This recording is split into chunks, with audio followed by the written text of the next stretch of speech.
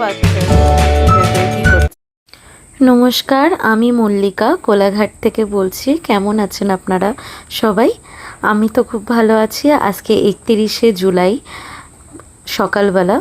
এই সময় তো ছেলে বর দুজনেই ঘুমাচ্ছে। আর রেগুলারের মতো আমি সকালবেলা উঠে একটু এক গ্লাস গরম জলে তাতে একটু অ্যাপেল সিডার ভিনেগার দিই, ওটা খেয়ে নিই। আর কি বলো তো, আমার সকালে উঠেই প্রথম কাজটাই থাকে একটু ঘরটা ঝাড় দিয়ে নেওয়া, ছেলেকে খাওয়ানো, তারপর ছেলেকে আবার ঘুম পাড়িয়ে দেওয়া। ওকে আমি 7টার সময় উঠে খাইয়ে আবার ঘুম পাড়িয়ে দিই। তারপরে আমার প্রথম কাজ হচ্ছে রান্নাবান্নাটা করে নেওয়া, কারণ ও ঘুম থেকে ওঠার আগে আমাকে সমস্ত কাজটা কমপ্লিট করে নিতে হবে, রান্নার কাজটা।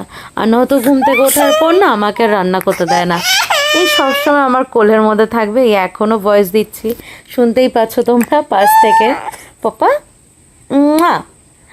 আর দেখো, রান্না করছিলাম, করতে করতে কি হলো, বৃষ্টি শুরু হয়ে গেল।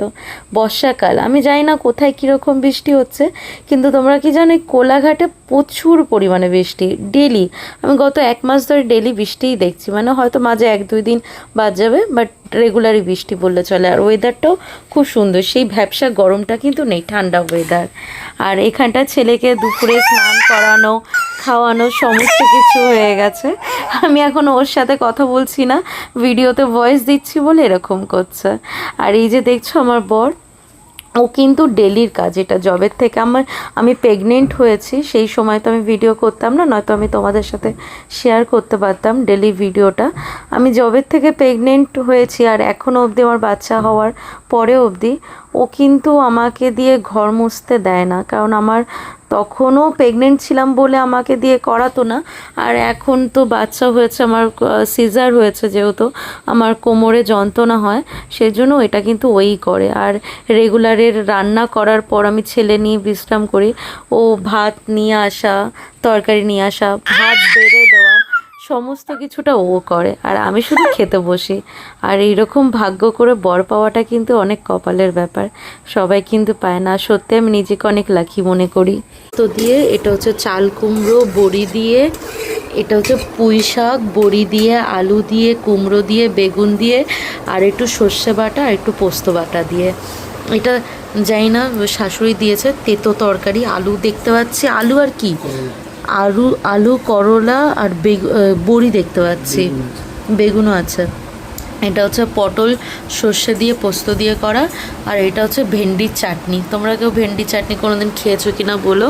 একটু তেঁতুল দিয়ে প্রথমে ভেন্ডিটাকে ভেজে নিতে হয়, ভেজে নেওয়ার পর আমি যেটা জানি আর কি, একটু সর্ষে ফোড়ন দিতে হয়, তারপর ভেন্ডিটাকে ভেজে নিতে হয়। ভেজে নেওয়ার পর একটু তেঁতুলের কাই আর একটু মিষ্টি দিতে হয়। আর আমার শাশুড়ি সে অতিরিক্ত পরিমাণে মিষ্টি দিয়ে দিয়েছে। ও ভেন্ডির চাটনি আমি খাবো না, আমি নিজে একদিন করবো, করে আমি সেদিন খাবো, ঠিক আছে? চল এখন খেয়ে নিই।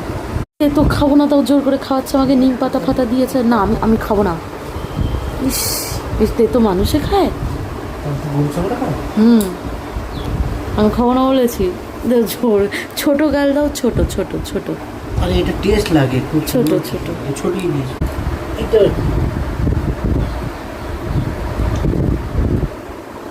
অতটা তেতো লাগবে কিন্তু লবণ কিন্তু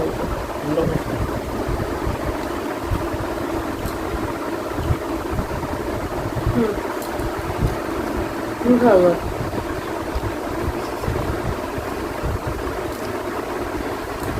বড়ি দেয়নি তো,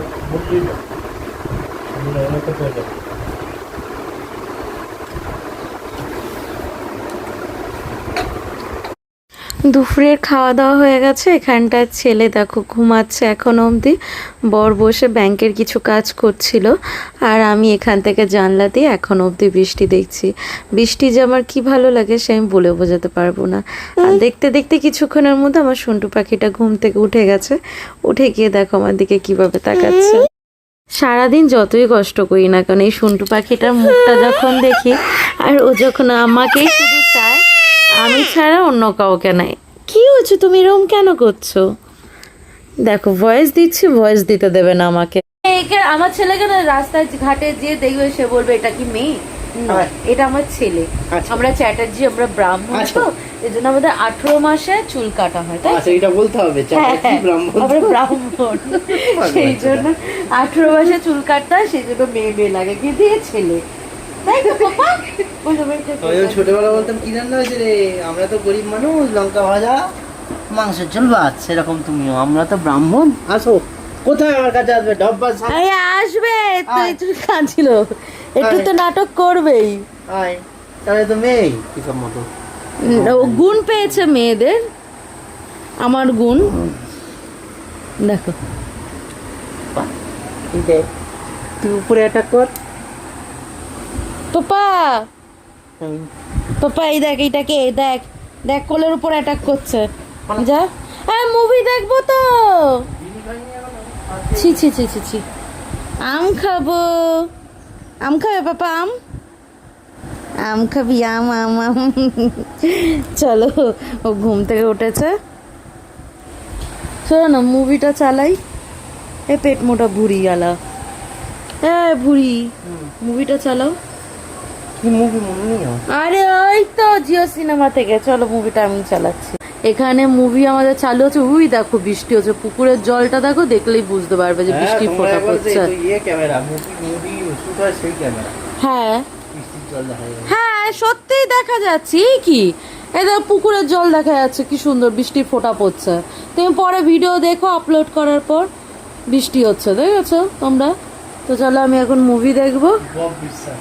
বব বিশ্বাস, হ্যাঁ এই মুভিটা দেখবো, একটু একটু পরে আম খাবো। যাই হোক, এখন আপাতত মুভিটা দেখি, প্রথম থেকে, একদম প্রথম থেকে চালাবে। ভালো সিনেমাটা। হ্যাঁ হ্যাঁ হ্যাঁ, ভালো ভালো ভালো, এই যে ভালো, বৃষ্টি হচ্ছে, চলো মুভিটা দেখি।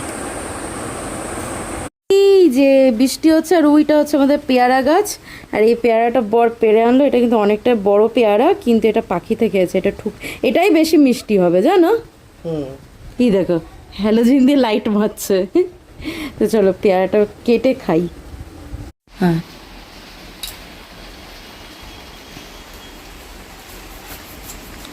আগের দিন কালকে যেই পেয়ারাটা খেলাম ওটার মধ্যে সেম বড়। কালকে দেখেছিলে এটা? কালকেরটা বড় ছিল। কালকেটা এর থেকে বড় ছিল না? হ্যাঁ, না আমি বলছি কালকে কি দেখেছিলে এটা পাখিতে খাওয়া, নাকি আজকে খেলো? আজকে খেয়েছে বা হাত থেকে পড়ে গিয়ে থেঁতো হয়ে গেছে, দুটোর মধ্যে যে কোনো একটা হতে পারে। আমার মনে হয় পড়ে গিয়েই খেতে হয়েছে, বুঝলে? হেভি মিষ্টি হবে। এই গাছের পেয়ারাগুলো আমার বর শাশুড়ি মিলে কচি অবস্থাটাই পেড়ে পেড়ে খেয়ে নিয়েছে। যখন এইটুক বলে পাখিতে খেয়ে নেবে, পাখিতে খেয়ে নেবে, তাই বলে বলে নিজের আগের থেকে খেয়ে নিয়েছে। পাখিতে কিন্তু একটা পেয়ারাও খায়নি, এরাই খেয়ে নিয়েছে। আমিও খেয়েছি এই বড় পেয়ারা, এই আজকের এইটা আর কালকেরটা খেয়েছি, বলো? কিন্তু আমি একটুখানি পেয়ারা দিয়েছি, পুরো পেয়ারাটা মুখের মধ্যে ঢুকিয়ে নিয়েছে। আকর আ আ, পুরোটা এইটুখানিক মতো দিয়েছিলাম, পুরোটা মুখের মধ্যে ঢুকিয়ে নিয়েছে। এখনো বিকেল না সন্ধ্যা হয়ে গেছে, 6টা বাজে, এখনো বৃষ্টি হচ্ছে, এই দেখো, দেখতে পাচ্ছ? রাত্রে আবার রান্না বান্না আছে। এখন বাজে ওই রাত 8টা মতো। এখন ছেলের দায়িত্ব সম্পূর্ণ ওর বাবার হাতে দিয়ে আমি চললাম রান্নাঘরে রান্না করতে। সেই সারাদিন তো বৃষ্টি হচ্ছিল, দেখলে সন্ধ্যাবেলা পেয়ারা খেলাম, তারপর তো তোমাদের সাথে আর ভিডিওটা শেয়ার করা হয়নি। তো এখন চলে আসলাম সোজা রান্নাঘরে, ছেলের খাবার বানাবো আর আমাদের রাত্রের রান্নাটা করবো। তো চলো তোমাদের সাথে শেয়ার করছি বাকি আগের ভিডিও। আর আমার ছেলেকে না ডেলি একই খাবার দিই না, যদি ডেলি একই খাবার দিই তাহলে ও খেতেও চায় না। তো কালকে দিয়েছিলাম ডালিয়া, তার আগের দিনকেও রাত্রেবেলা দুধ রুটি দিয়েছিলাম। তো আজকে ভাবছি রাত্রেবেলা সাবু করে দেবো, দুধ সাবু, আর তার মধ্যে একটু কাজু, একটু কিশমিশ, ও এটা খুব ভালো খায়। তো চলো সেটাই করব। আর ফ্রিজে পনির আনা আছে, কালকেই আনা হয়েছিল, সেটা আর করা হয়নি। তো পনিরটা আজকে রাত্রে আমাদের জন্য করব। পনিরটা বের করে নিই, এই যে পনিরটা না এই জায়গাটা রেখেছি, পুরো বরফ হয়ে গেছে, পুরো শক্ত হয়ে গেছে। এই জায়গাটা রেখে দিয়েছিলাম। এদের ফ্রিজের দুটো তালও আছে, ঠিক আছে? আর এই তাল দুটো কিন্তু আমাদের কেনা নয়, তাল দুটো হচ্ছে মানে আমাদের এখানে প্রচুর তাল গাছ।